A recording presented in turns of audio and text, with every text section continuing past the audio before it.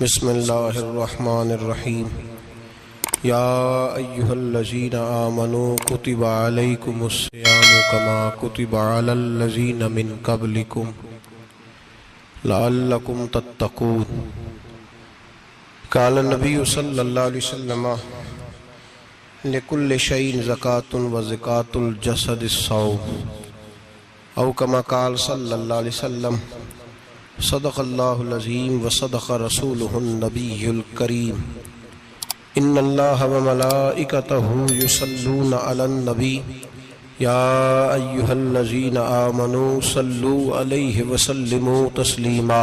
اللہم صل علی سیدنا ومولانا محمد معدن الجود والکرم وآلہ وصحبہ وبارک وسلم۔ حمد و صلاۃ کے بعد قرآن مجید سورہ بقرہ، اللہ تبارک و تعالی نے ارشاد فرمایا یا ایھا الذین آمنوا کتب علیکم الصیام، اے ایمان والو تم پر روزے فرض کیے گئے، کما کتب علی الذین من قبلکم، اسی طرح جس طرح تم سے پہلے لوگوں پر فرض کیے گئے تھے، لعلکم تتقون، تاکہ تم پرہیزگار ہو جاؤ، متقی ہو جاؤ، اللہ سے ڈرنے والے بن جاؤ، گناہوں سے بچنے والے بن جاؤ، اپنی زندگی کو رب رسول کے احکامات کی روشنی میں گزارنے والے بن جاؤ۔ روزہ ایک پریکٹس ہے، ایک مجاہدہ ہے، ایک جد و جہد ہے۔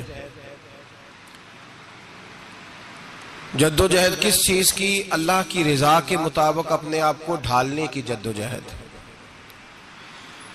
صوم کا لغوی معنی ہوتا ہے رک جانا۔ حلال رزق سامنے پڑا ہے، حلال مشروب سامنے پڑا ہے، حلال رشتہ بیوی کا موجود ہے، لیکن ان سب چیزوں سے حالت روزہ میں رکنا، اللہ کی رضا کے لیے رکنا، اس کا نام روزہ ہے۔ صوم کا معنی رکنے کے ہیں، پرہیز کرنے کے ہیں، بچنے کے ہیں۔ ہر چیز موجود ہے لیکن اللہ کا حکم نہیں ہے تو لہٰذا کھا نہیں سکتے۔ تو رب فرماتے جب جائز چیزیں تو میری مرضی کے بغیر میرے حکم کے نہیں کھا سکتا، تو نے رکنا ہے تو حرام کیسے کھا لیتا ہے؟ اب جائز چیز کے لیے تجھے حکم ہے کہ میں کہوں تو کھائے گا، میں کہوں تو نہیں کھائے گا۔ میں نے حکم دے دیا، جائز ہے، روٹی ہے، کھانا ہے، گوشت ہے، تیری فریج میں پڑا سارا کچھ، تو با اختیار ہے، منہ میں دانت بھی ہیں، ہضم کرنے کو ہاضمہ بھی ہے، بھوک کی شدت بھی ہے، پر میری اجازت کے بغیر تو کھا سکتا۔ روزہ رکھ لیا، اب تجھے حکم نہیں کہ تو کھائے۔ جب جائز چیز میری مرضی کے بغیر نہیں کھا سکتا تو ناجائز کیسے کھائے گا؟ میرے نبی پاک علیہ السلام نے اپنے خوبصورت الفاظ کے اندر اس مفہوم کو بیان فرمایا۔ محبوب پاک صلی اللہ علیہ وسلم فرماتے جس نے جھوٹ نہیں چھوڑا، غیبت نہیں چھوڑی، برائی نہیں چھوڑی، اللہ کو اس کے بھوکے پیاسے رہنے کی کوئی ضرورت نہیں۔ وہ کاہے کا رکا ہے؟ جب کوئی کام تو اس نے اللہ کی رضا والا کیا نہیں۔ روزہ رکھ کے دغا کر رہا ہے، روزہ رکھ کے جھوٹ بول رہا ہے، روزہ رکھ کے کم ماپ رہا ہے، تول رہا ہے، دھوکہ دے رہا ہے، رشوت لے رہا ہے، فراڈ کر رہا ہے، حرام کا مال کٹھا کر کے کہتا ہے اس میں سے چلو 10 دیگیں بھی پکا دیں گے۔ وہ بھائی جو کام اللہ نے تجھے کرنے کو حکم دیا تھا، جب تو وہ بجا ہی نہیں لا رہا، مقصد روزہ ہی تو حاصل، لعلکم تتقون۔ روزے کا مقصد یہ ہے کہ تو پرہیزگار ہو جائے۔ میرے نبی پاک علیہ السلام کی بارگاہ عالی مرتبت میں 2 عورتیں آئیں، یہ چیزیں کھا لو، کہنے لگی محبوبہ ہم نے روزہ رکھا ہوا ہے۔ فرمایا نہیں، تمہارا تو روزہ نہیں ہے، حضور رکھا ہوا ہے روزہ، سحری سے لے کر اب تک کچھ نہیں کھایا، شام تک بھی نہیں کھائیں گی۔ محبوب نے فرمایا ذرا کہہ تو کرو، الٹی تو کرو۔ کہہ کی تو ان کے حلق سے خون بھی نکلا اور گوشت کے لوتھڑے بھی نکلے، پھوٹیاں بھی نکلی۔ نبی پاک نے فرمایا وہاں بیٹھ کے تم نے اپنے جاننے والوں کی غیبت نہیں کی، چغلی نہیں کھائی؟ خاموش ہو گئیں، گردنیں جھک گئیں۔ نبی پاک نے فرمایا تم نے قرآن نہیں پڑھا کہ جو اپنے بھائی کی غیبت کرتا ہے وہ مردہ بھائی کا گوشت کھاتا ہے؟ تو گوشت کھا کے بھی تمہارا روزہ رہ گیا ہے۔ کس طرح کا روزہ ہے کہ صاحب روزہ رکھ کے نہ رکھنے والوں پہ تنقید کر رہے ہیں۔ تراویحاں پڑھ کے نکلے ہیں تو کہتے ہیں میں اکیلا ہی نیک ہوں، باقی تو محلے میں کوئی پڑھتا ہی نہیں۔ یہ کیسا تیرا روزہ ہے کہ تو روزہ رکھ کے تو اس کے مقصد کو نہیں سمجھا؟ لعلکم تتقون، روزہ دار تو وہ ہے کہ روزہ رکھا ہوا ہے، کھانے بھی سے رکا ہے، پینے سے بھی رکا ہے، عمل زوجیہ سے بھی رکا ہے، پھر وہ جھوٹ سے بھی رکے، غیبت سے بھی رکے، بدنگاہی سے بھی رکے، حرام خواری سے بھی رکے ساری چیزوں سے۔ یہ بتلائیے کہ روزے کی حالت میں اپنی بیوی کے پاس جانا منع ہے تو غیر محرم کو دیکھنا جائز ہے؟ ہمارے ٹی وی پہ میں نے پہلے بھی کہا تھا کہ ہم ٹھیکیدار اور ذمہ دار نہیں ہیں مذہب کے۔ یہاں ہمارے آنے سے پہلے بھی کوئی بیٹھا تھا، ہم مریں گے تو یہاں ہم سے بڑے بڑے نیک لوگ بیٹھیں گے، کوئی بندہ ذمہ دار نہیں ہے۔ بڑے بڑے کج کلا، صاحب جبہ و دستار، بڑے بڑے صاحب بصیرت، آئمہ، فقہاء، علماء، زعماء، نقباء، صوفیاء، اولیاء، غوث، کتب، ابدال، اوتاد، کتب الاقطاب، جانے کون کون آئے، علماء آئے، مفسرین آئے، محدثین آئے، گزر گئے۔ ہم تو خاک نشین لوگ ہیں، تھوڑا کام کرنے والے، تھوڑی صلاحیت رکھنے والے۔ لیکن بھائی اگر کرتے ہیں تو ایک کام کرتے ہیں، ساتھ دوسرا نہیں کرتے۔ یہ کس طرح کا دین سکھانے لوگ نکلے کہ شوال سے لے کر شعبان تک گانا سنایا جائے گا، شعبان سے لے کر شوال تک ناچ گانا کیا جائے گا، شوال سے لے کر شعبان تک دھما چوکڑی ہوگی، رمضان آئے گا تو حدیثیں سنائی جائیں گی، رمضان آئے گا تو لوگوں کو قرآن پڑھ کے سنایا جائے گا۔ یہ مذہب بانج نہیں ہے کہ گویے مذہب سکھائیں گے، ایکٹر مذہب سکھائیں گے۔ یہ مذہب بانج نہیں ہے کہ ایک گلاس کے اندر پہلے شراب پی لو، پھر اسی گلاس میں رمضان آئے تو شہد بانٹنا شروع کر دو۔ یہ بانج نہیں، یہ میرے رسول اللہ کا مذہب ہے۔ اگر تمہیں شوق ہے دین سیکھنے سکھانے کا، یکم رمضان کو توبہ کرو اور کہو کہ ہم ٹی وی پہ بیٹھ کے حدیثیں سنائیں گے تو سارا سال سنائیں گے، اور جس زبان سے حدیث نکلے گی پھر اس سے کبھی گندا گانا نہیں نکلے گا، پھر کبھی ناچ گانا نہیں ہوگا۔ یہ کون سا مذہب ہے جو بیویاں سکھا رہی ہیں؟ یہ کون سا دین ہے جو عورتیں سکھا رہی ہیں؟ میرے رسول پاک صلی اللہ تعالیٰ علیہ وآلہ وسلم کا وہ مذہب ہے کہ میرے اعلیٰ حضرت فاضل بریلوی رحمت اللہ علیہ نے فرمایا، مرد کے لیے جائز نہیں کہ وہ عورت کی زبان سے میلاد بھی سنے، نعت بھی سنے۔ مرد کے لیے جائز نہیں، مرد کو مرد سکھائے گا، عورت سکھائے گی تو عورتوں کو سکھائے گی۔ بے شک آپ سویرے فتویٰ دیجئے کہ چھوٹی سی مسجد میں بیٹھ کے، چھوٹے سے کونے میں بیٹھ کے چھوٹا سا مولوی، اور وہاں تو اتنے بڑے مفتی ٹی وی پہ بیٹھے ہوئے، وہ غلط ہے تو صحیح ہے، کیسے ہو گئے؟ سنو، میرے نبی پاک علیہ الصلوۃ والسلام کے مذہب کا حسن یہ ہے کہ اسلام کہتا ہے ایک نظر بی بی کو دیکھا کسی نے غلطی سے تو معافی ہو جائے گی، دوسری نظر شہوت سے دیکھا تو حرام ہے اس کے لیے، وہ پاکستان کا مولوی ہو یا سعودی عرب کا شاہ ہو، کسی کے لیے عورتوں کے بیچ پھرنا اٹھنا بیٹھنا جائز ہے۔ میرے نبی پاک صلی اللہ تعالیٰ علیہ وسلم نے فرمایا ہے میں عورتوں سے مصافحہ کرنے نہیں آیا، اور میرے نبی پاک صلی اللہ علیہ وسلم نے فرمایا ہے، حضور فرماتے ہیں لیکن نا کتا بالکل ناپاک نہیں ہوتا، کتے کا تھوک ناپاک ہوتا ہے، یا کتا گیلا ہو جائے تو ناپاک ہوتا ہے، لیکن خنزیر سارا ناپاک ہوتا ہے، کل ناپاک ہے خنزیر۔ نبی پاک نے فرمایا خنزیر بھی ہو اور گند میں لتھڑا ہوا بھی ہو، پیشاب میں لتھڑا ہوا ہو، گوبر میں لتھڑا ہوا ہو، پخانے اور فضلے میں لتھڑا ہوا خنزیر ہو، اس کا جسم تیرے ساتھ ٹکرا جائے تو اتنا برا نہیں جتنا غیر محرم عورت کا وجود تیرے ساتھ ٹکرا جائے تو برا ہے۔ اس حد تک میرے نبی پاک صلی اللہ علیہ وسلم اور گنبد کے معاملے میں فتویٰ دینے والے، یا رسول اللہ کہنے پر کفر کا فتویٰ دینے والے اور بڑی بڑی باتیں کرنے والے خاموش کیوں ہو گئے؟ یا ایھا الذین آمنوا لا تتخذوا اليہود والنصارى اولیاء، رب فرماتا ہے یہودیوں اور عیسائیوں کو دوست نہ بناؤ، یہ تمہارے دوست ہو سکتے، یہ تمہارے سجن ہو سکتے؟ جب عرش کا مالک کہہ رہا ہے سجن نہیں ہو سکتے تو دوستی کی بات کیسے بڑھا رہا ہے؟ یا رسول اللہ ہمارے سجن کون ہو سکتے ہیں؟ فرمایا تمہارا دوست وہ ہو سکتا ہے جو محمد عربی کا غلامی کرنے والا ہو، جو رسول اللہ کی نوکری کرنا ہو دوست ہوگا۔ دوسرا دوست ہو سکتا؟ کوئی ایکٹر مذہب نہیں سکھائے گا، کوئی گویہ مذہب نہیں سکھائے گا۔ حضرت جناب سیدنا جنید بغدادی، بغداد کے پیر سے کسی نے پوچھا تھا آج سے 1100-1200 سال پہلے، وہ تو زمانہ ویسے نیکی اور پرہیزگاری کا تھا، کہا بابا جی مرد اور عورت نیک ہو، بغیر پردے کے، بغیر حجاب کے، بغیر دیوار کے بیٹھ کر ایک دوسرے کو دین سکھا سکتے ہیں؟ حضرت صاحب بتائیے، مرد اور عورت نیک ہو تو بغیر پردے اور حجاب کے ایک دوسرے کو دین سکھا سکتے ہیں؟ تو حضرت جنید بغدادی فرمانے لگے، سکھانے والا حسن بصری ہو اور سیکھنے والی رابعہ بصری ہو تو پھر بھی بغیر پردے کے بیٹھنے کی اجازت نہیں۔ تو مفتی صاحب کو اجازت کس نے دی؟ مولانا صاحب کو اجازت کس نے دی؟ بڑا وہ نہیں ہوتا جو ٹی وی پہ زیادہ آتا ہے، بڑا وہ ہوتا ہے جو رسول اللہ کے دین پہ عمل زیادہ کرتا ہے۔ حضرت عبداللہ ابن مسعود رضی اللہ تعالیٰ عنہ فرماتے، زیادہ باتیں کرنے والا عالم نہیں ہوتا۔ حضور پھر عالم کون ہوتا ہے؟ فرمایا پڑھو قرآن، انما یخشی اللہ من عبادہ العلماء۔ فرمایا بڑا عالم وہ ہوتا ہے جو اللہ سے زیادہ ڈرتا ہے، اس لیے کہ رب فرماتا ہے میرے بندوں میں سے جو عالم وہ ہیں جو اللہ سے زیادہ ڈرتے ہیں، خوف رکھتے ہیں۔ تو میرے بھائی رمضان المبارک میں بچنا ہے، پرہیز کا وقت ہے، تو کوئی شخص بھی کوئی شو نہ دیکھے، میری منت ہے آپ حضرات، کوئی شو نہ دیکھے۔ عورت کا تو پردہ ہے، تو ہمیں تو تماشے پہ لگا دیا گیا، عجیب قسم کے ایکٹر آ گئے اور مذہب سکھا رہے ہیں۔ میری اپیل ہے آپ سے کہ سحری افطاری کے وقت ٹیلی ویژن بند رکھیں، کیا چیز کھول کے رکھیں؟ یا قرآن کھول کے رکھیں یا رسول اللہ کا فرمان کھول کے رکھیں، اللہ رسول کی طرف توجہ رکھیں، وہ سیکھنے سکھانے کا وقت ہے۔ چھوڑیں، گویوں سے دین سیکھا جائے گا، آپ ہمیں کوئی شکوہ نہیں، یہ پکی توبہ کریں، سویرے آئیں آ کے دین سکھائیں۔ اور میں ان سے بھی اپیل کروں گا کہ آؤ دین سکھاؤ۔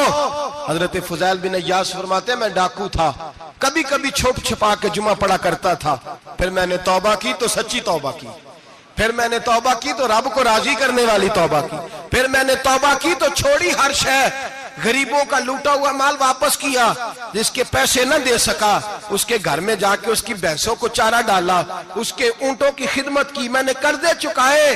فرمایا میں سچی توبہ کر کے مسجد آیا، جس خطیب کے پیچھے میں جمعہ پڑھا کرتا تھا وہ میرے ہاتھ بیعت کر کے مرید ہو گیا۔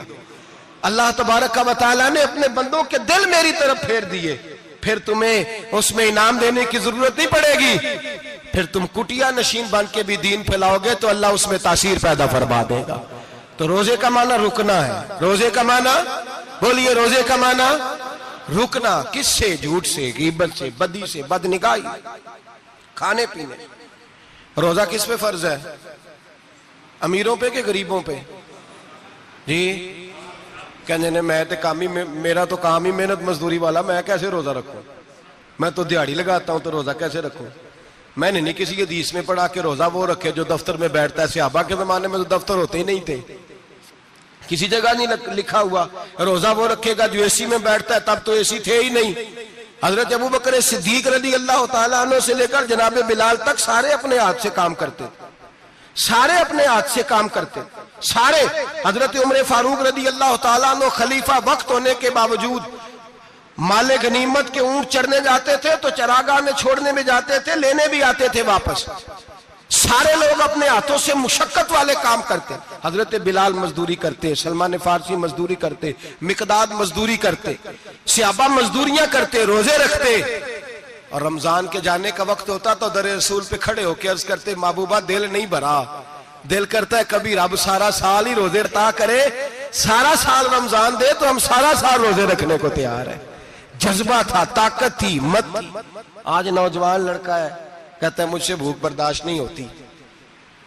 میرے بھائی رب بیماری لا دینا، اللہ سے دعا مانگے اللہ شفائے عطا فرمائے، اور دعا کریں اللہ آزمائش سے محفوظ فرمائے۔ آپ یقین کریں میں نے لوگوں کو دیکھا ہے حلق سے قطرہ نہیں اترتا، خوراک کی نالی لگی ہوئی ہے، اعلیٰ غذائیں پکی ہوئی پڑی ہیں، عرش کا مالک کہتا ہے میں تیرے حلق سے گزرنے نہیں دوں گا، قانون بن گیا۔ میں نے دیکھا ہے ڈرپ پہ لوگ زندہ ہیں، بوتل لگی ہوئی ہے، گلوکوز کی، گزارا چل رہا، اعلیٰ غذائیں پڑی ہیں، لاکھوں روپیہ تجوری میں پڑا ہے۔ مالک کہتا ہے تو نہیں کھا سکتا تو وہ کھانے نہیں دیتا، نہیں کھانے دیتا۔ ایک شخص یورپ کے علاقے کا، میں کسی کالم نویس کا پڑھ رہا تھا، وہ کہتا ہے میری خربوں میں جائیداد ہے لیکن میرے معدے میں ایسی تکلیف ہے کہ میں آٹے کو چھان کر جو اوپر سے بورا نکلتا ہے صرف وہ کھا سکتا ہوں، اس کے علاوہ میں کائنات کی کوئی نعمت کھا نہیں سکتا۔ اور میرے بھائی وہ جب چاہے تو بڑے بڑے کھانے کھانے سے تجھے روک دے، تیرے دانت چبانے کے قابل نہ رہے، زبان نگلنے کے قابل نہ رہے، معدہ تیرا ہضم کرنے کے قابل نہ رہے، وہ جب چاہے تو جو مرضی کر لے، وہ کہتا چل تو میری مرضی پہ چلنا، 1 مہینہ میرے کہنے پہ نہ کھا، 1 مہینہ میرے کہنے پہ نہ کھا، تو یا اللہ تو کیا کرے گا؟ فرمایا صوم تصحو، میرے نبی پاک نے فرمایا تم روزے رکھو، اللہ تمہیں صحت عطا فرما دے گا، اللہ تندرستیاں دے دے گا، شفائیں دے دے گا، تم روزے رکھو، اللہ تمہیں، سبحان اللہ، اللہ تمہیں، اللہ طاقت دیتا ہے، ہمت دیتا ہے، اللہ ہمت دیتا ہے۔ میں نے دیکھا ہے، میں نے بزرگوں کو دیکھا ہے، ضعیف لوگوں کو دیکھا ہے، کمزور لوگوں کو دیکھا ہے، میں نے دیکھا ہے روزے رکھتے ہوئے، مزدوروں کو دیکھا ہے روزے رکھتے ہوئے۔ میں اپنے ابا جی کو کہتا ابا جی اتنی سخت گرمی اور مزدوری آپ کرتے اور مزدوری کے عالم میں روزہ رکھتے، تو کہتے پتر روزہ کی آندا ہے، روزہ کدوں کو جاندا ہے، روزہ اپنی جگہ تے، بے مزدوری اپنی جگہ ہوتے۔ اور کئی دفعہ میں فرمان لگے، میں نے یار سمجھ کوئی نہیں لگتی، پتہ نہیں روزیاں چ اللہ طاقت کتوں دے چھڑ دے، اتنی زیادہ کام بھی زیادہ کرید ہے تے روزہ بھی بھائی صوم تصحو، میرے مصطفیٰ نے فرمایا تو روزہ رکھ، اللہ تجھے صحت عطا فرما دے گا، رب تعالیٰ تجھے۔ یہاں ہوٹل کھلے ہوئے ہیں، یہاں عجیب حالات ہیں، ہوٹل کھلے ہوئے ہیں، لوگ بہانے ڈھونڈتے پھرتے ہیں، کہتے ہیں کٹ لگ گیا تھا، ذرا تھوڑا سا خون نکل آیا، سنی پلاس لگائی ہے تو روزہ نہیں رکھا، یہ ذرا مجھے تھوڑی دقت ہو گیا تو میں نے روزہ نہیں رکھا، کھانسی لگ گئی ہے تو روزہ نہیں رکھا۔ او خدا کے بندے، روزہ تو نعمت ہے، اور سبحان اللہ میرے نبی پاک نے فرمایا لِكُلِّ شَيْءٍ زَكَاةٌ وَزَكَاةُ الْجَسَدِ الصَّوْمُ، فرمایا ہر شے کی زکوٰۃ ہوتی ہے، وجود کی زکوٰۃ روزہ ہے، روزے رکھو جسم کی زکوٰۃ نکل جائے گی۔ فاقہ کرنا بھی میرے نبی پاک کی سنت ہے، مسواک کرنا بھی سنت ہے، اور فاقہ کرنا بھی، مسواک والی سنت زیادہ اپناتے ہیں لوگ، فاقہ کرنا بھی نبی پاک کی سنت ہے۔ ایک صاحب مجھے کہنے لگے جناب بیٹھ کے کھانا حضور کی سنت ہے، میں نے کہا کبھی کبھی نہ کھانا بھی نبی پاک کی سنت ہے، نہ کھانا بھی حضور کی سنت ہے۔ اور ہمارے فقہاء نے لکھا ہے جو روٹی زیادہ کھاتا ہے اس میں 2 باتیں پیدا ہو جاتی ہیں، کیا کیا؟ ایک بولتا زیادہ ہے، دوسرا سوتا زیادہ ہے، غافل ہو جاتا ہے۔ فقہ اور حکیم اطباء ڈاکٹر کہتے ہیں کہ پیٹ خالی رہے نا جس آدمی کا، اس کا حافظہ مضبوط ہوتا ہے، اس کے ذہن کی گرہ کھلتی ہے، زیادہ کھانے سے تو خماری چڑھتی ہے، دماغ ڈھونڈتے پھرنا روٹی کدھر سے آج اچھی ہے، گھر میں نہیں پکی تو ہوٹل چلے جانا، کھانے کے سوا اور کام ہی کوئی نہیں۔ او صاحب میرے نبی پاک علیہ السلام نے فرمایا کافر 7 آنتوں سے کھاتا ہے، 7 آنتوں سے، اور فرمایا میرا مومن 1 آنت سے کھاتا ہے، اس کے وجود میں کھانے والی 1 آنت ہے، کافر 7 آنتوں سے کھاتا ہے۔ فاقہ کشی سے نورانیت پیدا ہوتا ہے، کم کھانا۔ دیکھیں نا نبی پاک صلی اللہ علیہ وسلم نے اللہ سے فاقہ مانگ کے لیا ہے، یا اللہ 1 وقت روٹی دے، 1 وقت کا فاقہ دے، مانگ کے لیا ہے نبی پاک نے، مانگ کے۔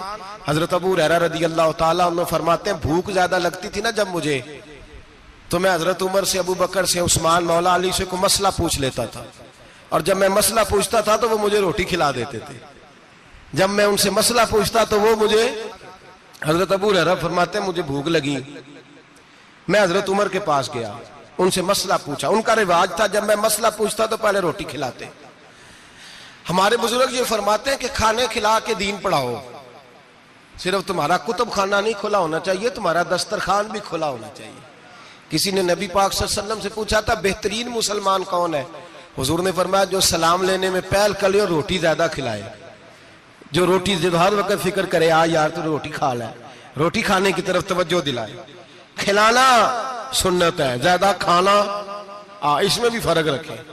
تو نبی پاک صلی اللہ علیہ وسلم کے صحابی حضرت ابو ہریرہ رضی اللہ تعالیٰ عنہ فرماتے ہیں میں نے حضرت عمر سے مسئلہ پوچھا، میں نے کہا حضور مسئلہ بتائیں، تو کہتے پہلے ان کی عادت تھی جب میں مسئلہ پوچھتا تو روٹی بھی کھلاتے، آج انہوں نے مسئلہ ہی بتایا ہے، روٹی کوئی نہیں کھلائی۔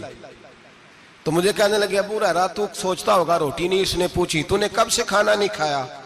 میں نے کہا آج صبح سے۔ تو جناب عمر کہنے لگے میں نے کل صبح سے نہیں کھایا۔ چل ابو بکر صدیق کے گھر مسئلہ پوچھتے ہیں، کہتے ہیں جناب صدیق اکبر کے دروازے پہ گئے، جا کر کے ان سے مسئلہ پوچھا۔ ان کی بھی عادت تھی جب کوئی مسئلہ پوچھنے جاتے تو دسترخوان بچھا لیتے، کہتے آؤ روٹی بھی کھلاتا ہوں مسئلے بھی بتاتا ہوں۔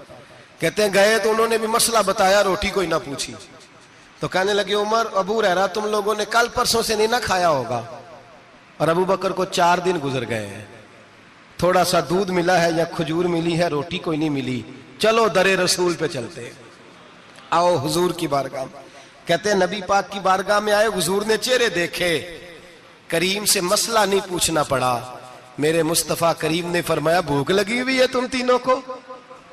3-4 دن ہو گئے؟ اللہ کے رسول نے فرمایا مجھے پورا ہفتہ ہو گیا ہے۔ سبب کچھ اور ہے جس کو تو خود سمجھتا ہے، زوال بندہ مومن کا بے زری سے نہیں، بھوک نقصان کا وجہ نہیں بنی، وجہ کوئی اور بنی ہے۔ رشوتیں جو بازار گرم ہوئے ہیں لوٹ مار کے، یہ روٹی کے لیے نہیں، یہ زیادہ کھانے کے لیے، یہ بینک بیلنس کے لیے گرم ہے۔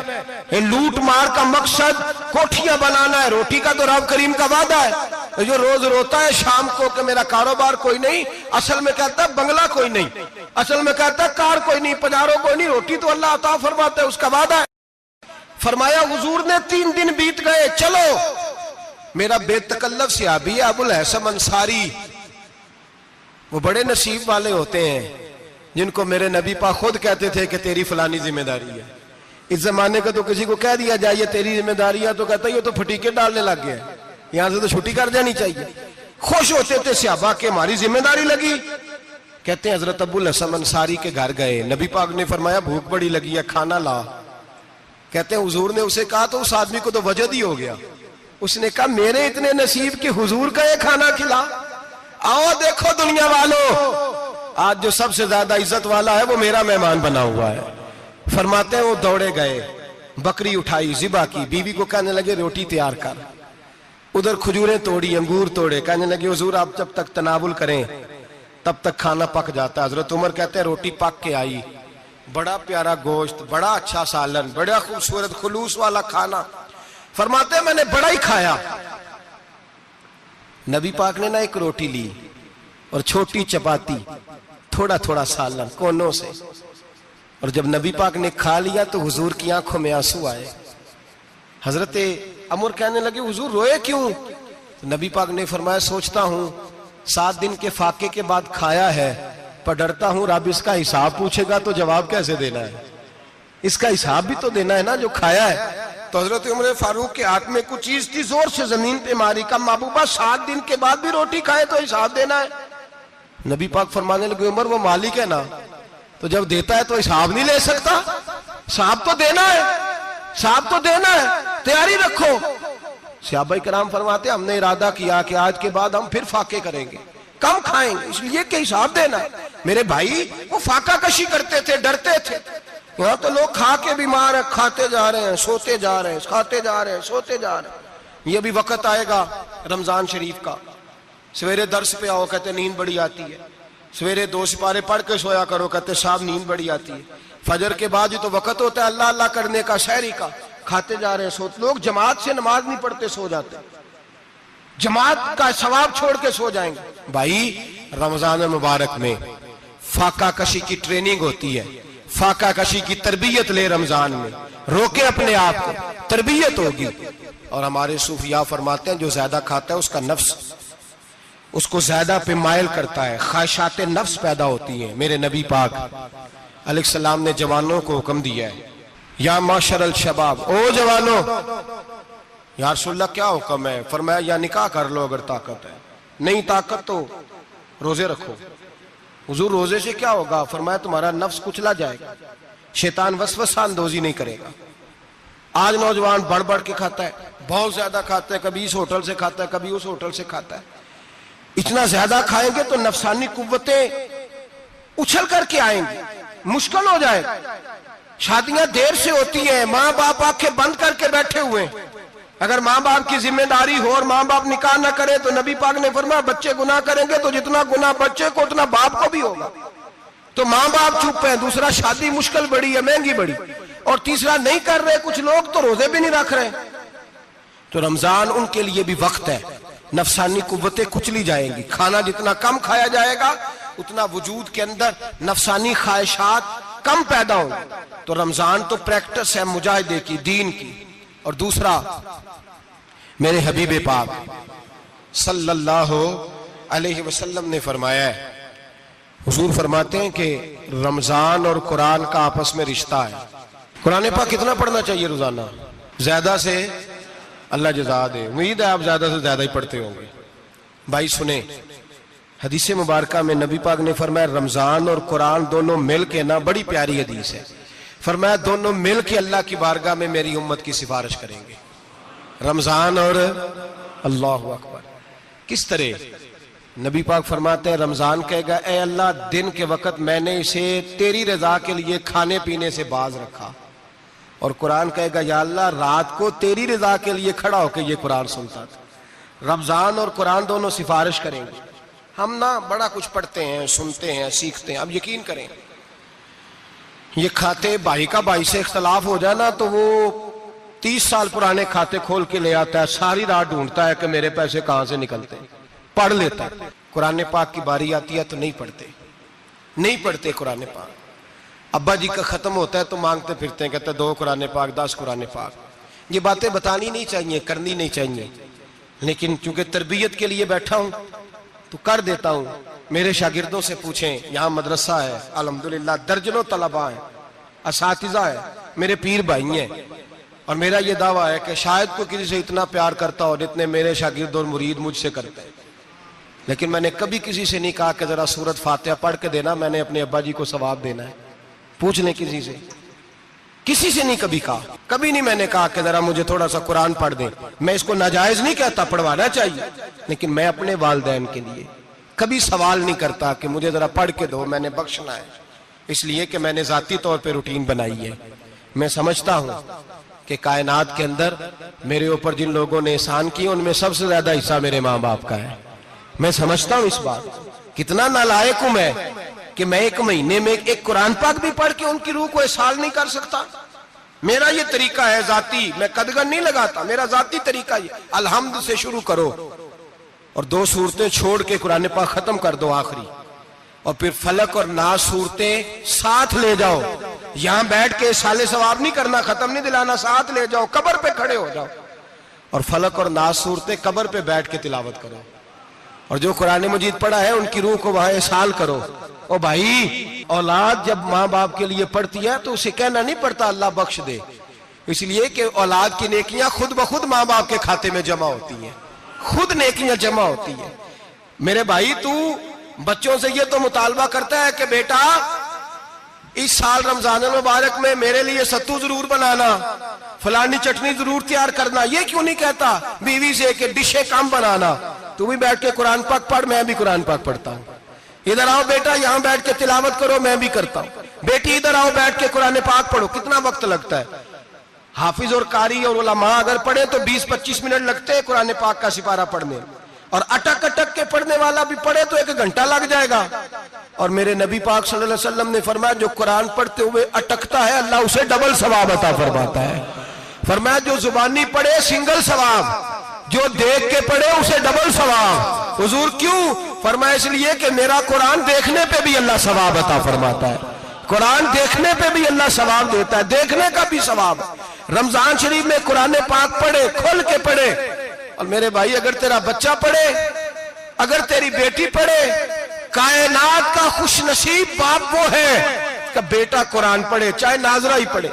جس کی بیٹی پڑھے، زندگی میں انہیں اس کام پہ لگا جاؤ، مرنے کے بعد بھی پڑھیں گے. امام جلال الدین سیوطی شافعی رحمت اللہ علیہ فرماتے حضرت عیسیٰ قبر کے پاس سے گزرے، قبر پہ عذاب ہو رہا تھا، اللہ کا غضب برس رہا تھا. جناب عیسیٰ استغفار پڑھتے ڈرتے گزر گئے. تھوڑی دیر کے بعد، چند گھنٹوں کے بعد گزرے تو اسی قبر پہ پھول کھلے ہوئے تھے، رحمت برس رہی تھی. حضرت عیسیٰ علیہ السلام عرض کرنے لگے مولا تو بے نیاز ہے، میری طاقت نہیں تیرے کاموں میں بولنے کی، پر ابھی تو یہاں عذاب ہو رہا تھا، ابھی رحمت برس رہی ہے. جناب عیسیٰ کہتے ہیں آواز خدا بندی آئی، عیسیٰ بندہ بڑا گناہگار تھا، پاپی تھا، مجرم تھا، خطا کار تھا، لیکن جب اس کا انتقال ہوا، اس کی بیوی حاملہ تھی، اس کے پیٹ میں بچہ تھا، بچہ اس کے انتقال کے بعد پیدا ہوا. آج وہ 4-4.5 سال کا ہوا ہے، مکتب میں گیا ہے، مدرسہ میں گیا ہے، استاد نے بسم اللہ شریف پڑھائی ہے. فرمایا اس نے توتلی زبان سے کہا ہے بسم اللہ الرحمن الرحیم. کہ ایسا مجھے بتلا اس زمین پر وہ معصوم جسے ابھی رحمان اور رحیم کہنا نہیں آتا، وہ توتلی زبان سے مجھے رحمان اور رحیم کہے اور میں اسی زمین پہ اس کے باپ کو عذاب دوں؟ فرمایا اس نے ایک بار رحمان اور رحیم کہا ہے، میں نے اس کی باپ کی قبر کو نور سے معمور فرما دیا ہے، نور سے بھر دی ہے قبر، برکت سے بھر دی ہے۔ اللہ کرے میرے بیٹے بھی قرآن پڑھے، اللہ کرے میری بیٹیاں بھی قرآن پڑھے، اللہ کرے ہم سب کی اولادیں قرآن پاک پڑھے۔ لیکن نا امام اعظم ابو حنیفہ رمضان میں 61 قرآن پاک پڑھتے تھے۔ کتنے؟ 60 تے ایک، اللہ اکبر۔ ایک قرآن پاک دن میں پڑھتے پورا، ایک رات کو پڑھتے، ایک تراویح میں پڑھتے، 61 قرآن پاک امام صاحب پڑھتے۔ آپ فرماتے میں نے چھوڑ دیے سارے وظیفے، میں صرف رسول اللہ کا قرآن پڑھتا ہوں۔ رمضان سارا قرآن پاک، سارا رمضان۔ اب تو عادت ہی نہیں رہی ہمیں قرآن پاک کی۔ اگر لوگ ناراض نہ ہوں تو محفل نعت ہوتی ہے تو تلاوتیں کتنی ہوتی ہیں، اور نعتیں ہم نے ذوق ہی نہیں بنایا، ذوق ہی نہیں بنایا ہم نے تلاوت قرآن کا، اس لیے کہ قراء علماء فقراء ان کو ہم تیار ہی نہیں کر رہے، ہم تو ایکٹر پال رہے ہیں جو پیسے لیتے ہیں نعت خوانی کے، معاذ اللہ۔ او میرے بھائی، کیا قرآن میرے نبی کی نعت نہیں؟ حضرت عائشہ صدیقہ رضی اللہ تعالیٰ عنہ کے پاس صحابہ گئے، کہنے لگے اماں جی ہمیں نبی پاک کا اخلاق بتلائیں، تو اماں جی کہنے لگی جاؤ جا کے قرآن پاک پڑھو، کالا خلقہ القرآن، سارا قرآن میرے نبی کے اخلاق کا ہی نام ہے، یہ ساری نعت ہے، یہ ساری نعت ہے۔ اس نعت کو سننے لوگ کیوں نہیں آتے؟ اتنا راش میں اپنے نعت میں اتنا تراویح پہ کیوں نہیں ہوتا؟ اور ملت کا جوان یاد رکھے، بوڑھے تراویحاں پڑھتے ہیں، ضعیف تراویحاں پڑھتے ہیں، گھٹنوں میں درد ہے تراویحاں پڑھتے ہیں، بیمار بوڑھے تراویحاں پڑھتے ہیں، جوان وہاں چوک میں کھڑے۔ کیا جوانی اس لیے ہے چوکوں میں کھڑا ہوا جائے؟ کیا جوانی اس لیے ہے کہ سعودی عرب جانے کے لیے پاسپورٹ بنانا ہو تو 2.5 گھنٹے کھڑا رہے؟ تو شناختی کارڈ کے دفتر تو کھڑا رہے، پروٹیکٹر کے لیے کھڑا رہے، کافروں کے سامنے کاسا لیسی کرنے کے لیے تو کھڑا رہے، تو نوکری پہ جائے تو ساری رات کھڑا رہے، اور تو قرآن کے لیے کھڑا نہیں ہوتا؟ میرے محبوب نے فرمایا من قام ایمانا واحتسابا غفر له ما تقدم من ذنبه، فرمایا جو رمضان المبارک میں اللہ کی رضا کے لیے گناہوں کی معافی کے ارادے سے قیام کرے گا، راتوں کو عبادت کرے گا، اللہ اس کے پچھلے سارے گناہ معاف فرما دے گا۔ نوجوان ارادہ کریں، پروگرام بنائیں کہ انشاءاللہ قرآن پڑھنا بھی ہے، قرآن پڑھوانا بھی ہے، سننا بھی ہے، اور انشاءاللہ بولیے سننا بھی ہے اور پڑھنا بھی ہے اور پڑھانا بھی۔ ہمت کریں، دلیری کریں، آ کے کھڑے تو ہو، اللہ توفیق عطا کرے گا۔ پہلی بات یہ کہ روزہ رکھیں، دوسری بات یہ کہ قرآن پاک کی تلاوت کریں، اور روزہ رکھیں تو روزے کے سارے حسن سمیت اسے رکھیں۔ نبی پاک نے فرمایا رمضان غمخاری کا مہینہ ہے، غمخاری کریں۔ ہمارے زمانے میں 2 قسم کی تکلیفیں ہیں، ایک تو غریب آدمی، اس کا حال یہ ہے کہ وہ مانگتے ہی گزارا کرنا چاہتا ہے، اس نے ہاتھ یوں کر لیا ہے تو اب اس کا یوں ہونے کو تیار نہیں۔ ضرورت اگر کسی آدمی کو کسی دروازے پہ لے جاتی ہے تو برا نہیں، لیکن سوال کا اپنے اوپر دروازہ کھول لینا یہ ٹھیک نہیں۔ فاقہ کشی پیدا کریں، حوصلہ پیدا کریں، تھوڑے پہ گزارا کرنا سیکھیں۔ غریبوں کو بھی اجازت نہیں کہ وہ نکل کھڑے ہوں میدان میں مانگنے کے لیے، ٹولنیاں نکلتی ہیں رمضان میں، جتھے نکلتے ہیں خیرات کٹھی کرنے والے، بچیں۔ میرے نبی پاک صلی اللہ علیہ وسلم نے فرمایا جس نے بغیر ضرورت کے سوال کیا، جب قیامت کے دن آئے گا تو اس کے چہرے کے اوپر گوشت نہیں ہوگا، صرف ڈھانچہ ہی ہوگا۔ اتنی بھیانک صورت میں آئے، بغیر اشد ضرورت کے سوال نہ کر، کبھی سوال نہ کر۔ اور امیروں سے گزارش ہے کہ رمضان ہمدردی کا مہینہ ہے، ہمدردی کریں تو سامنے والے کی عزت کا بھی خیال کریں۔ یہ بات درست ہے کہ غریب سیاڑا نہیں ہوتا، اس لیے کہ جس کی جیب میں پیسے نہیں ہوتے بھائی اسے عقل بھی نہیں ہوتی، جس کے گھر کار نہیں ہوتی اسے چلانے کا طریقہ، جس کے گھر اوون نہیں ہوتا اسے چلانے کا طریقہ بھی نہیں آتا، جس کے گھر میں چیزیں ہوتی ہیں اسے چلانا بھی آ جاتا ہے، جدے گھر دانے اودے کملے بھی اس کے سیانے ہو جاتے ہیں۔ تو چودھری صاحب، سیٹھ صاحب، نواب صاحب آٹا تقسیم کرتے ہیں، کھڑے ہو کے فوٹو کھچاتے ہیں، فیس بک پہ دیتے ہیں، اور ایک آٹے کا تھیلا اور 10 اخباروں میں فوٹو۔ اللہ سے ڈریں، رمضان ہمدردی کا مہینہ، ہمدردی کا۔ غریب کو دیں تو اس کی عزت کو رسوا نہ کریں، میرے نبی پاک علیہ السلام کے صحابی حضرت عبداللہ ابن عمر رضی اللہ تعالیٰ عنہ ڈھونڈ کے لاتے تھے مسکینوں کو، ڈھونڈ کے، اور جب لاتے تھے تو اپنے دسترخوان پر بٹھا کر اپنے ساتھ افطاری کرایا کرتے تھے. اور پھر فرمایا اللہ تعالیٰ نے لن تنالوا البر حتی تنفقوا مما تحبون، اللہ کے راستے میں وہ چیز دینی ہے جو تمہیں زیادہ پیاری ہو. کون سی چیز جو تمہیں؟ میں تھوڑا سا بے باک ہوں، بعض دوستوں کے ساتھ، سب کے ساتھ نہیں. ایک دوست مدرسے میں گھی دینے آئے ایک دفعہ، تو وہ والا گھی دے گئے جو سب سے سستا تھا. تو میں نے کہا مجھے دیانتداری سے بچائے، آپ یہی کھاتے ہیں گھر میں؟ کہنے لگے نہیں. تو میں نے کہا پھر ہم نے بچے مارنے کے لیے تو نہیں نہ رکھے ہوئے، کیا وہ والا گھی اللہ کے راستے میں پیاری چیز دے رہی ہے نا، اس لیے گلے گلے نوٹ لوگ مسجد کے گلے میں ڈال جاتے ہیں، پھٹے ہوئے ڈال جاتے ہیں، کہتے ہیں جوڑ لیں گے مولوی صاحب. اور خدا کے بندے پیاری چیز دینی تھی تو نے، اور تو نے اس کا ترجمہ الٹ کر لیا ہے. سمجھ لیں رمضان المبارک میں کسی غریب کی مدد کرنی ہے تو ساتھ اس کی عزت بھی کرنی ہے. نبی پاک علیہ السلام کے دروازے پر جب سے، یہ جملہ ایک ہے لیکن بڑا قیمتی ہے، صحابہ کہتے ہیں جب ہم دروازہ رسول پہ جاتے تھے خیرات بھی ملتی تھی اور عزت بھی ملتی تھی. خود بھیک دیں خود ہی کہیں منگتے کا بھلا ہو، خیرات بھی ملتی تھی اور عزت بھی ملتی تھی. نبی پاک ساتھ عزت بھی دیتے تھے، مسکین کو غریب کو دیں اور خیر خائی کریں.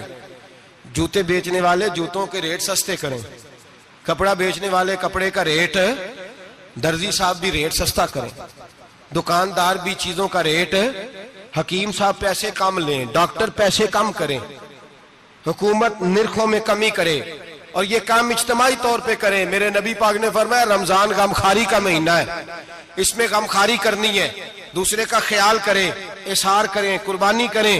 یہاں ہر چیز کا ریٹ بڑھ جاتا ہے رمضان شریف میں. ہر آدمی کہتا ہے میرا سیزن آ گیا ہے، توجہ بڑھائیں، خیال کریں، غمخواری کا مہینہ ہے. اور پھر آپ لوگوں سے یہ بھی گزارش ہے کہ رمضان المبارک کا جب مہینہ آئے تو جس آدمی کے ساتھ نیکی کرنی ہے وقت پہ کریں. کسی غریب کو پیسے دینے ہیں، کپڑے دینے ہیں تو یکم رمضان کو دیں. میں اکثر دوستوں سے پوچھتا ہوں، میں کہتا ہوں قاری صاحب نو جوڑا کدو دیندے ہو؟ کہندے ستیویں والے دن. میں کہ مینوں لگ گئی سمجھ، تہاڈی سازش ہے کدھرے سواں کے پا نہ لوے. ایویں مولوی چودھری صاحب دے نال دے کپڑے پا لے تے کتنے لکھیا ہے اینوں دینا ہے ستیویں. تسی دسو ستیویں والے دن کوئی درزی سی کے دیندا ہے؟ انہوں 3 گنا بھی پیسے دئیے تو کہندا جڑے باقی نے انہاں دے نہیں بٹن پہ لگ دے میرے کولوں، کتھوں جوڑا سی کے. تو کس دن دیتے ہو قاری صاحب کو؟ کیا مقصد ہے؟ پہننے کے لیے دے رہے ہو یا اس لیے دے رہے ہو کہ نہ پہن سکے؟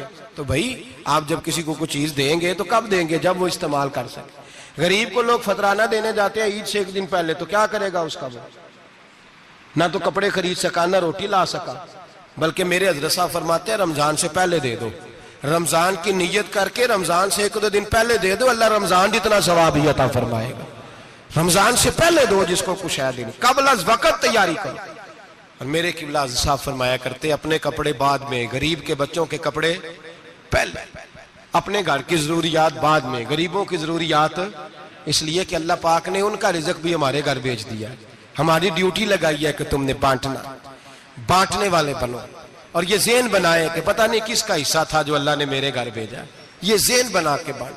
اور جس کو دینے جائیں، ہاں آپ کو اجازت ہے تھوڑا بہت پتہ کرنے کی، لیکن تھوڑا بہت تفتیش کرنے کی اجازت، بال کی کھال اتارنے کی اجازت. میں نے دیکھا ہے لوگ غریبوں کا انٹرویو لیتے ہیں، تیرا تو فلانا کمانے والا نہیں،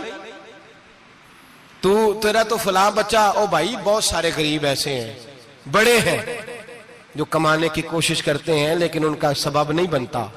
ہاں ہے ایسے لوگ جو سعودی عرب چلے گئے ہیں، کہتے ہیں تیرا تو فلاں باہر نہیں گیا ہے، گیا ہے، لیکن سارے سعودی عرب جانے والے بھی مال کمانے کی طاقت نہیں رکھتے. کئی وہاں بھی بیٹھ کے بیچارے قرضوں میں الجھے ہوئے ہیں، وہاں والوں کے ظلم کا شکار ہیں، بہت ساری آزمائشوں میں. تو تفتیش کرتا ہے. میرے امام شافعی کا ایک جملہ اگر آپ کو یاد رہ گیا تو بات بن جائے گی. امام شافعی رحمت اللہ، بلکہ حضرت غوث اعظم جیلانی کے پاس وہ بات آپ کو زیادہ فائدہ دے گی. حضرت غوث اعظم جیلانی کو ان کا ایک مرید سمجھانے لگ گیا، کہنے لگا حضرت جی آپ سب کو ہی دیتے رہتے ہیں، ہر بندہ مستحق نہیں ہوتا، ذرا ٹٹول کے دیا کریں. تو غوث اعظم جیلانی فرمانے لگے بھائی مجھے تو لگتا ہے تو بھی ان چیزوں کا مستحق نہیں تھا جو اللہ نے تجھے عطا کر دی ہے. پہلے تو بتا تو مستحق تھا، تجھے اپنی حیثیت اوقات کا پتہ ہے جو اللہ نے تجھے دے دی ہے؟ طاقت تھی کوالٹی تھی تیرے اندر، وہ صلاحیت تھی، رب نے تو نہیں تیری تفتیش کی کہ تو قابل ہے کہ نہیں، تو اللہ کے بندوں کی تفتیش کرتا پڑتا ہے۔ امام شافعی فرمایا کرتے، امام شافعی فرماتے رب تجھے پرکھ کے نہیں دیتا، ٹٹول کے نہیں دیتا، رسوا کر کے نہیں دیتا، تو غریبوں کے ساتھ یہ سارا ظلم کیوں کرتا ہے؟ بس پتہ چل گیا وہ ضرورت مند ہے تو دے، اس لیے کہ اجر تجھے غریب نے نہیں دینا، اجر اللہ نے دینا ہے، اور اللہ اجر عمل پہ نہیں دیتا، اللہ تو نیت پہ اجر عطا فرماتا ہے۔ تو نیت دیکھ تیری کس طرح کی، تو میرے بھائی غریب کو دیں، قبل از وقت دیں۔ رمضان مبارک میں چوتھا کام، بات آخری اور چوتھا کام سنیں، رمضان میں دین سیکھیں۔ شیطان قید ہوتا ہے زیادہ سے زیادہ، اور جب آدمیوں کا پیٹ خالی ہوتا ہے نا تو ذہن جو ہوتا ہے نا وہ بھی اس کا فریش ہوتا ہے، اس میں کوشش کریں دین سیکھنے کی۔ میرے نبی کریم صلی اللہ علیہ وسلم نے اس دین کو علم کا دین قرار دیا ہے، شعور کا دین قرار دیا ہے، فہم کا دین قرار دیا ہے۔ نبی پاک صلی اللہ علیہ وسلم نے فرمایا ایک عبادت کرنے والا عشاء کے بعد کھڑا ہو اور فجر تک نماز پڑھتا رہے، ایک عالم دین عشاء پڑھ کے سو جائے، اٹھ کے فجر پڑھ لے، تو وہ 70 عبادت کرنے والوں کا درجہ زیادہ نہیں، عالم کا درجہ پھر بھی زیادہ ہے، اس عالم دین کا درجہ زیادہ ہے، اس لیے کہ وہ لوگوں کو آگاہی دیتا ہے، شعور بخشتا ہے۔ یہ دین جو ہے یہ، اور نبی پاک صلی اللہ علیہ وسلم نے فرمایا عبادت کرنے والے پر عالم کا درجہ اتنا ہی زیادہ ہے جتنا میرا درجہ اپنے غلاموں پر زیادہ ہے۔ عالم کو حضور نے اتنا بڑا مقام دیا۔ دین سیکھیں، شعور حاصل کریں، یہ فقاہت کا دین ہے، شعور حاصل کرنے کا دین ہے۔ اور نبی پاک صلی اللہ علیہ وسلم نے فرمایا دین کی ایک بات سیکھ لینا 1000 نفل پڑھنے سے زیادہ درجہ رکھتی ہے، دین کی ایک بات سیکھ لینا 1000 جنازے میں شرکت سے زیادہ درجہ رکھتی، دین کی ایک بات سیکھ لینا، میرے نبی پاک صلی اللہ تعالی علیہ وسلم ارشاد فرماتے 1000 مریض کی عیادت کرنے سے زیادہ درجہ رکھتی۔ فرمایا جس نے رات کے ایک لمحے میں دین کی ایک بات سیکھی، اللہ اسے ساری رات عبادت کرنے سے زیادہ ثواب عطا فرمائے گا۔ میرے ارشاد فرمایا کرتے جب سیکھنے والے کو یہ ثواب ملے گا تو بتائیے سکھانے والے کو کتنا ثواب ملے، اسے اللہ کتنا درجہ۔ رمضان آ رہا ہے، شیطان قید ہے، دین پھیلانے کی کوشش کریں، جد و جہد کریں۔ بڑی نیند آتی ہے فجر پڑھ کے، لیکن اگر کسی کا ارادہ بن جائے کہ دین سیکھنا بھی ہے اور دین بچوں کو، تو پھر کوئی نیند غلبہ۔ ایک مثال ایک عالم نے سمجھائی، کوئی بزرگ تھے درویش عالم، ان کے پاس ایک عورت آئی، کہنے لگی میں بچوں کو سویرے بڑا جگاتی ہوں، بچے جاگتے نہیں نماز کے لیے۔ بڑا عجیب جواب دیا بزرگوں نے، درویش نے، عالم نے، کہنے لگے بی بی کیوں نہیں جاگتے، جگایا کر، بیدار کیا کر، اٹھایا کر۔ کہنے لگی بڑی جدوجہد کرتی ہوں، اٹھتے نہیں، بیدار نہیں ہوتے۔ اللہ والے تھے نا۔ کہنے لگے یہ بتا اگر اس کمرے میں آگ لگ جائے تو پھر بچوں کو کیسے بیدار کرے گی، آگ سے بچانے کے لیے کیا کرے گی؟ پھر تو بالوں سے پکڑ بھی گھسیٹنا پڑا تو گھسیٹ کے کمرے سے لاؤں گی، پھر تو چوٹیں لگتی ہیں تو لگ جائیں، پھر میں پرواہ نہیں کروں گی۔ آپ فرمانے لگے یوں سمجھ لے جہنم کی آگ جل رہی ہے، اگر تیرے بچے نے نماز نہ پڑھی تو آگ لگ جائے گی، اگر اس نے عبادت نہ کی تو اسے آگ، اب جیسے بھی تجھے اٹھانا پڑتا ہے اٹھا گھسیٹ کے باہر لا، لیکن اس کی نماز قضا۔ نیند بڑی آ رہی ہے سویرے، لیکن اگر دین نہ سیکھا تو مشکل ہو جائے۔ جیسے بھی اپنے آپ کو جگانا چاہیے، ہمت کرنی چاہیے، دلیری کرنی چاہیے۔ ہمیشہ مدحت خیر الانام میں گزرے، دعا ہے یہ عمر درود و سلام میں گزرے۔ آخر دعوانا